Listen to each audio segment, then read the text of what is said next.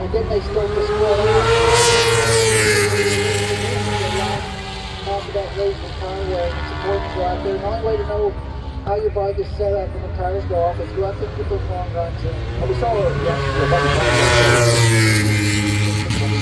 longer run like we've seen in the last few rounds as well.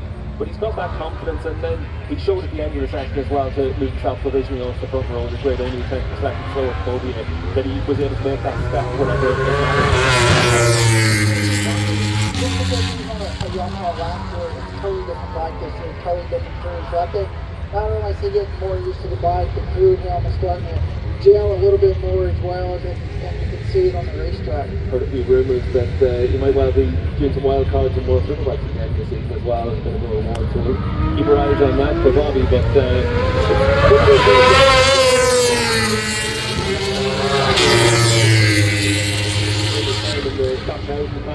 everyone expected him to be able to be a really strong defending rider. Yeah, but it's just good to see Bobby. I mean, it's a comeback story. A couple years out of the sport, got his over. The last couple of years, and took it and put himself back in the championship winning Superbike. And certainly we've seen it time and again for that team. It's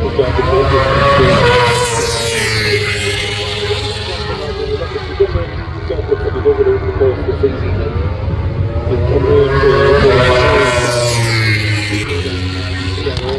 and then we'll finish the season going to Coda, full Grand Prix style track, very different challenge for the teams and the riders out there. You'd expect that Ducati's going to be very strong there at BMW. This is a really important weekend for Bobby. He really does keep that pressure on the championship. And that's what he wants to do, try to keep that pressure. See these guys getting on the gas and the back end, breaking loose as they're coming out of this corner, front end pushing. Really well here this weekend. This is the top level in America right here. These are the fastest guys in the country. Some of them in the world rankings up there really high as well.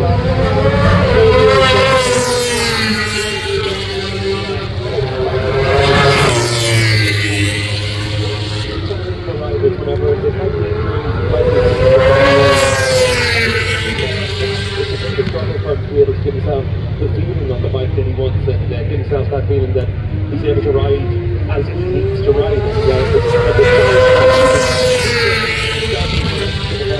Gives the team a really good base to work with. Both riders seem to be working well together. And that's big for the team that they're able to help each other out like that early on, and it's just good chemistry for Bobby.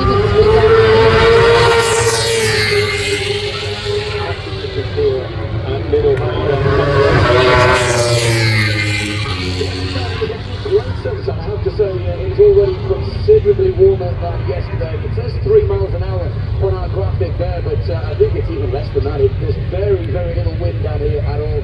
And just watching over the pit wall at the moment at the bike of Josh Herring, and sweat pouring off the mechanics as well. So it's definitely hotter and definitely a lot more humid, Roger. I don't know whether that's going to affect the riders too much, but it's certainly affecting me down here. I'm perspiring. It's not maybe affecting riders in this qualifying. You do lose a lot of liquid fluid, sweating, so you got to be really mindful of that.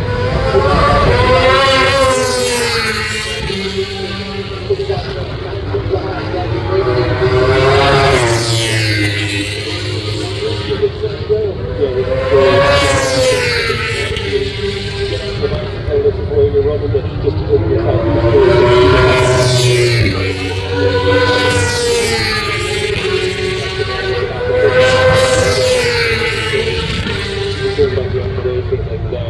some riders receive damage with 3G, for instance, whenever he was racing here in Motor America, now World Superbike, comes off the bike and immediately the first thing you hear is just how tough the conditions were. And then you look at other riders and they're able to deal with it a little bit easier, and having that natural ability to deal with it.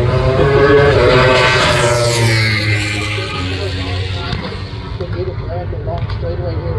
When the Superbike goes by really fast, so this part of the track where Bobby is right now is a lot of work for 19 laps. Do you notice that tiredness when you're on the bike, or is it when you get off the bike that you suddenly realise just how physical it was for you? You notice it on the bike, especially on a track like this. You start feeling it as a race. One thing I don't think people realize is how much riders use their legs turning these bikes back and forth. You can see how you got standing up with the pegs. So when you're in the battle, it makes it a little bit easier because you're kind of caught up in that battle. But you can definitely feel it as the race goes on. I think for some reason, some of those things are really high this weekend. He's been a bit set up.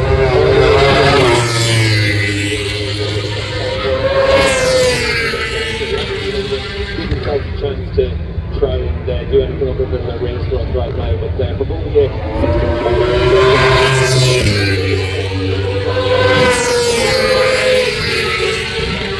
Superbikes a piece of strength here this weekend to still give himself a chance for another championship, because over the course of the last few rounds, right, it has looked like it was slipping away from him. Richie Escalante, podium last race, struggled a little bit yesterday, Steve. You see down there, 7th place after the first A little bit compared to where we've typically seen him in qualifying this season. He's only been one race of the race that he qualified off the front row of the grid. Still had his fourth fastest in this session, and obviously we're waiting for the riders to put in their yellow band qualifying tyre to see what their ultimate speed is. But it looks like the Suzuki maybe just a little bit tougher this weekend than what we've seen at times this season for them. Struggling early on. We'll see if they can make those improvements this morning. But Bouvier and Bobby Fong both just got their reeling off low 25, so they're comparable race pace. Just for the Suzuki as well, Rod, obviously you're quite close to your heart given how your career went with them. Important for them that they've got the new model coming out next year, and more than just aero upgrades, there's going to be engine upgrades on that as well. And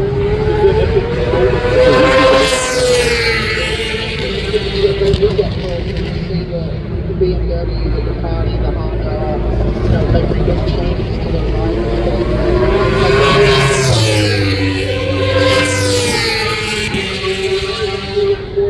Project, but also the big bike in every round. Keep an eye on the front end here of Richie Escalante's bike, and you can see just how much it's moving there, Rod. And the bumps around this track, what's the pavement like? Well, the pavement isn't super old, but there's also a lot of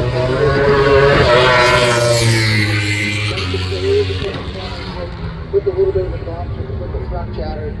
And in terms of the grip as well, I know yesterday you were talking about the fact that it's pretty slick out there for the riders, particularly whenever you get particularly hot at the end of the day, or whenever it's a little bit lower the top.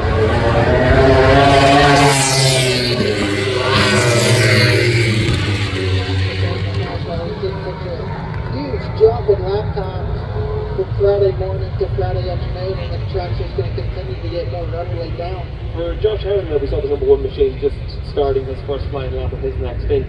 Given the changes that he made to his bike in yesterday's qualifying session, as Bryce Cornbell looks like he's got a bit of a problem there on his number 17 machine, but Cornbell just pulling off the track. But for Josh Heron, he went out, he did one flying lap at the start of this session, came straight back into the pits. He's gone back out now again, and it's one of those situations where probably would have expected to see Josh do a longer run.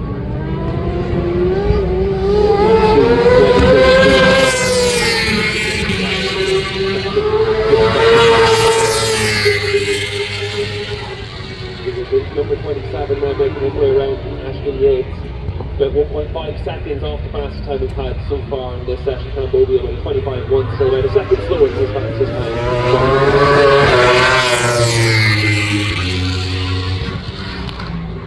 You play Motor America for cash once again this year with the Superbikes Progress and Super Sports Series now live on Top Sports Book and PFS platforms.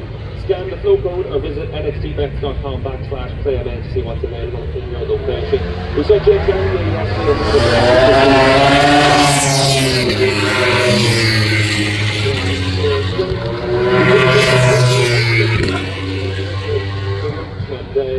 Good to be able to see that Garnier is finding a bit of form here as well, to see what he can do whenever he puts his qualifying tyre on, see if he can do it even further up the field.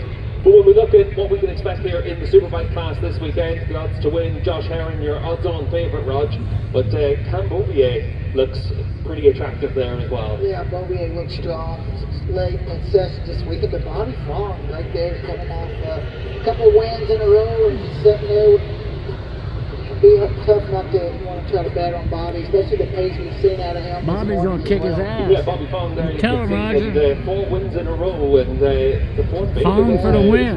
Fonger for the W. With the number 50 machine.